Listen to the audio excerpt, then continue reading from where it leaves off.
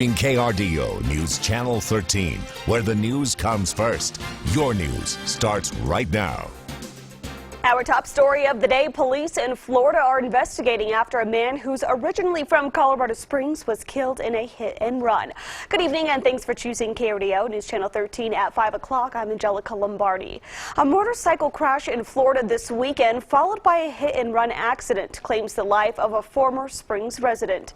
The victim is Cody Donovan, 22 years old and a graduate of Rampart High School. KRDO News Channel 13 Scott Harrison went to Salida today and spoke with his family. Early Saturday morning, the family of Cody Donovan received the phone call we hope we never get. I got the call from his grandfather, who happened to be, we have a cabin up in Cotopaxi, Colorado, and he was notified by the Fremont County Sheriff's Office of our grandson's demise. Cody was on a friend's motorcycle and was going to get some food in the Orlando, Florida area. That's when he became the victim of two accidents. He was ejected from the bike into oncoming traffic. A car hit him, didn't stop, didn't pull over, just kept going. The Donovans have created a GoFundMe page online to cover the expected $20,000 in expenses to travel to Florida, get Cody's body, and bring it back home. The good news is that half of the money has already been raised. But two questions remain for Cody's family. Who drove over him and why? Just to come forward. We don't really blame you, but the fact that you ran over my son and just left. He was a human being. He was my baby. A life full of potential lost too soon. In Salida, Scott Harrison, KRDO News Channel 13. Cody's family tells us he was wearing a helmet and do not believe that he was drunk at the time. And police in Bardstown, Kentucky say they have arrested a man wanted in 4 states, including Colorado, for sexual assault. Officials say Nathan Loeb pretended to be a former child star known as Brian Bonsall from the popular 80s sitcom Family Ties.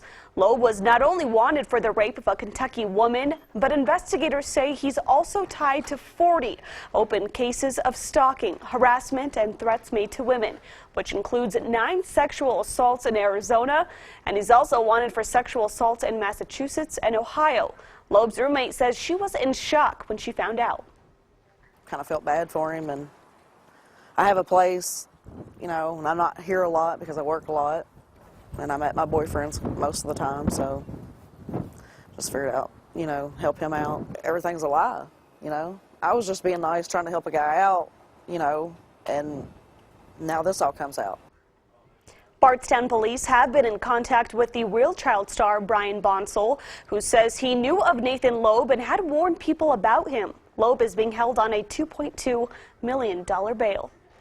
Police in Grove City, Ohio have arrested a man in connection to the death of an Ohio State University student. Regan Tokes was found dead from an apparent gunshot wound Thursday morning. Officials say a recently released sex offender is their prime suspect in this case. Now Brian Goldsby is facing charges of aggravated murder, aggravated kidnapping, and aggravated robbery. He gave us details of the events of the night that closely match what we were finding. We recovered several pieces of evidence inside the car that could be tested for DNA. Goldsby previously served a sentence for rape and robbery before his release 3 months ago. He is set to be arraigned tomorrow morning. And over in Germany, things are back to normal after operations were suspended at the Hamburg airport after a gas leak. Officials say at least 50 people are being treated for breathing problems. Operations were suspended for just over an hour this morning, but terminals are now back open and flights have resumed. We'll now go ahead and switch gears and head on to weather now. Storm Tracker 13's Nick Carter is tracking some change. Yes, it's just a little bit of change in the southwestern parts of the high country. The snow that we had, kind of a nothing burger for Colorado Springs and Pueblo.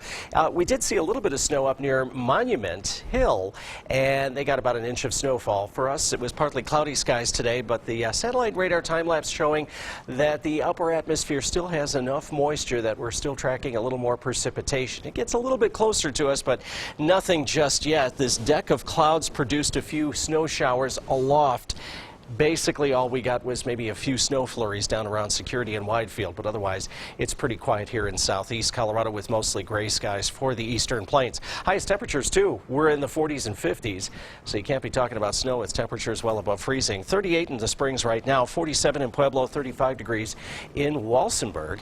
Our evening forecast will drop those temperatures into the upper 30s to mid-30s from now until 7 p.m. There may be a few more snowflakes, but none of it really amounting to anything. Same thing for 7 o'clock with temperatures in the 30s and low 30s for 10 o'clock. Want to give a big shout out to the Colorado Springs Fire Department. You're 123 years old today. Those are the original guys who founded the whole organization. A few more flakes, cool Monday, another warm up on the way for the rest of the week. Storm Tracker 13 forecast coming up with all the details in just a few. All right, thank you, Nick. Tensions continue to escalate in Asia after a new ballistic missile test from North Korea. Just as President Trump and Japanese Prime Minister Shinzo Abe sat down to dinner, Pyongyang launched its ballistic missile over the Sea of Japan. After dinner, the two stood shoulder to shoulder to address the issue. Just want everybody to understand and fully know that the United States of America stands behind Japan, its great ally, 100%. Relations with Japan have improved in recent months during President Trump's election campaign. He suggested Japan was taking advantage of America's protection while stealing American jobs. They're not even paying us. How stupid are we, folks? How stupid are we? How stupid are we?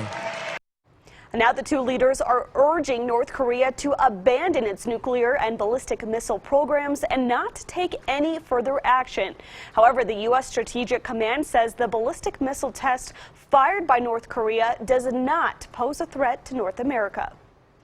Apple CEO Tim Cook wants to see a crackdown on fake news, telling London's Daily Telegraph newspaper that fake news is, quote, killing people's minds. Cook says there needs to be a massive campaign to fight this issue, which would include technology companies developing tools to weed out fake news articles. Cook also proposed creating PSA announcements that would educate people on this subject. The NFL is sending a warning to the state of Texas about its controversial bathroom bill that would target transgender people. The league says Super Bowl 51, held in Houston, could be the Lone Star State's last, threatening to block future Super Bowls if state lawmakers pass a bill that will force people in public schools and government buildings to use the bathroom that corresponds with the gender on their birth certificate. I think this is ridiculous. They can't even believe this is being discussed. The NFL released a statement saying, quote, if a proposal that is discriminatory or inconsistent with our values were to become law, that would certainly be a factor considered when thinking about awarding future events. Legislators in 14 states have introduced similar bathroom bills, but there is a lot on the line for Texas. Since 2004, it's played host to more combined Super Bowls, NBA All-Star games, and NCAA men's Final Four than any other state. And now to a preview